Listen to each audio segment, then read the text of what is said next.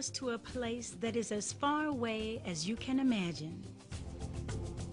We will take you to the time of Islam's earliest links to the continent of Africa. A place at the edge of the Sahara Desert where an important global legacy was uncovered. West Africa's literate culture. Over 1 million manuscripts in Mali alone reveal that a sophisticated, well-educated society flourished in the city of Timbuktu from the 13th to the 19th century. Come with us to Timbuktu, a city that has captured the imagination of the world for its richness as a crossroads of international caravan trade. You will learn of a time when West Africa controlled the world's gold export. As a result of this prosperity, the great empires of West Africa developed and prospered. You will meet noble leaders from across the centuries who left a living heritage that is recognized worldwide. From centuries-old manuscripts, you will discover lessons that have universal meaning for us today. The importance of education, women's rights, human rights, peace, tolerance, and perhaps most significant, the value of conflict resolution between individuals, within families, in communities, across religious differences, and among nations of the world. Come with us to Timbuktu in Mali, West Africa.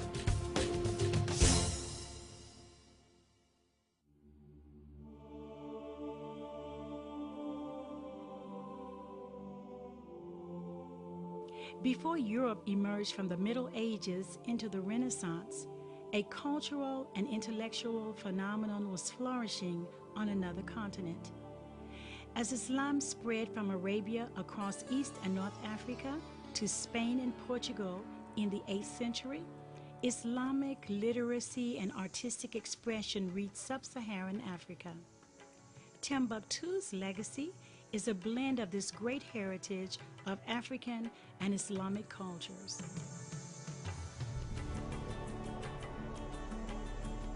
At the height of its prominence, Timbuktu was a renowned center of Islamic teachings and broad-based learning that lasted almost 300 years. The city was an educational hub that included the Sankore Mosque and University, 2 other universities with large libraries, private libraries, and 150 schools. Books were not only brought into Timbuktu, but local scholars authored their own books, and artisans scribed, decorated, and bound them in a sophisticated local book production industry. 3 of the city's mosques that were a part of the great education system survive today. They are recognized by UNESCO as World Heritage Sites in danger. As the desert encroaches on Timbuktu, time and weather have taken their toll on these remarkable architectural wonders. But they remain enduring symbols of a period of great enlightenment and African Islamic teachings and traditions. Today in Timbuktu, as in the Middle Ages, education is paramount. Muslim children attend Quranic schools, learn Arabic and Islamic studies using wooden tablets that recall the past. They also study a broad range of academic subjects.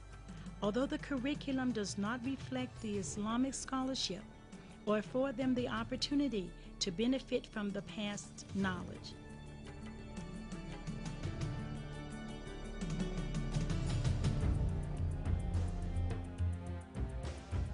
Timbuktu and the entire region of Central and West Africa fell into decline in the late 16th century from internal as well as external forces, such as the Moroccan invasion and the French colonization.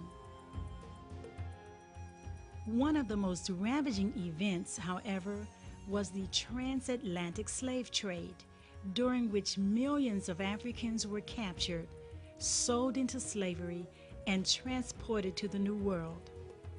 Among them were leaders and scholars from Timbuktu and many other Muslims.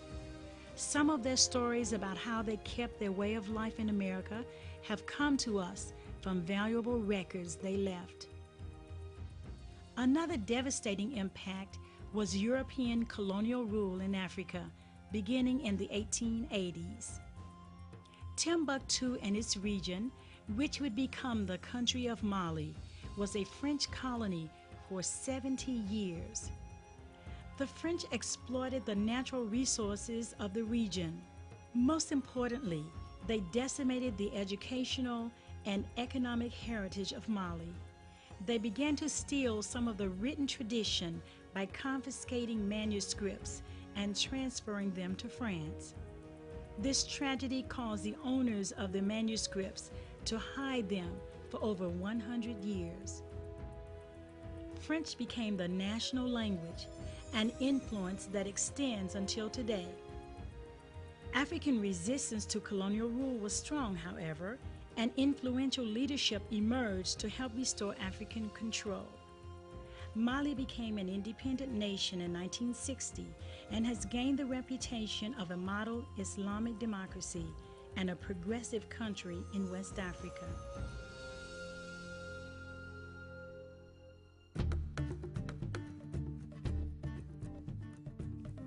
Timbuktu and Mali today are a study in contrasts, at once old and new, ancient and modern, modest and sophisticated. People of the desert live much like they have for centuries, but engage the city with the same enthusiasm as travelers did in the 16th century. Trade is as an important part of the economy today as it ever was. Traditional arts, including the art of the book, handed from generation to generation, reveal considerable skills and talents. The most remarkable story of all is the rediscovery, restoration, and preservation of ancient manuscripts.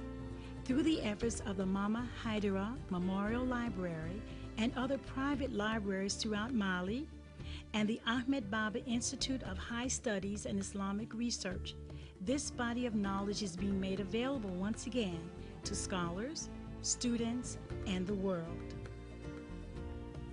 With smiles as warm as the Saharan sun and scenes as timeless as the desert sands, the International Museum of Muslim Cultures, the Mama Haidara Memorial Library, and the people whose lives we celebrate welcome you to explore the legacy of Timbuktu, to remember its history, to glory in its present, and to consider the future and the lessons for living we can take from this experience.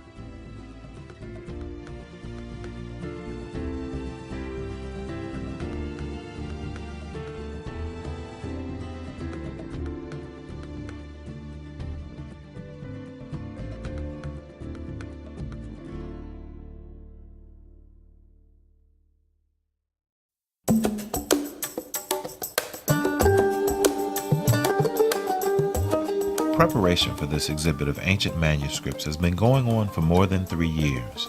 Museum co-founder and executive director Okola Rashid and her husband Sababu visited Timbuktu in 2004. They met with Abdul Qadir Haidara, the director of the Mama Haidara Memorial Library. They invited him to bring a few of his family's manuscripts to Mississippi for an exhibit preview at the museum. His manuscripts had previously been featured in this country only in an exhibit by the Library of Congress in 2003, which is now available on its website.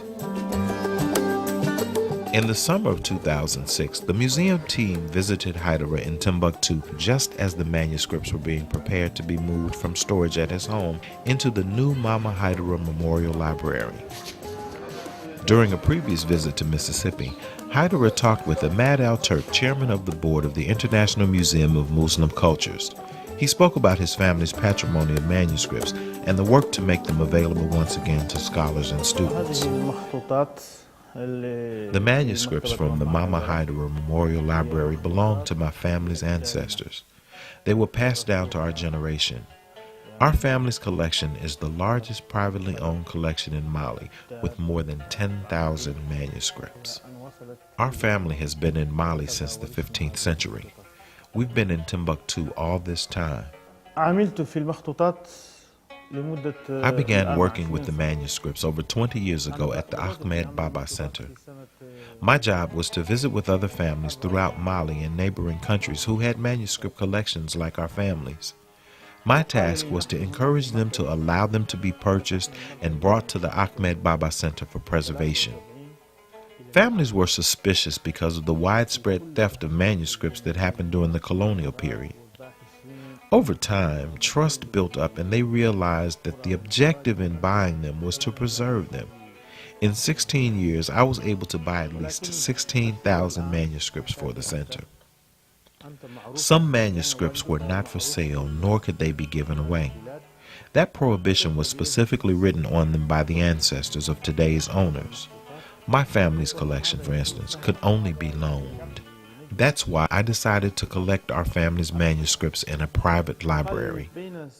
A delegation from Harvard University, led by Professor Henry Louis Gates, visited us in 1997, making a documentary about Mali's manuscripts. Dr. Gates was amazed at the extent of our private collection and distressed at the condition of the documents. He was very moved because he had been teaching for years that Africa had no written culture. He realized that the manuscripts would change how African history is perceived. Dr. Gates helped me secure funding to develop a private library for my family's manuscripts, and it was opened in 2000.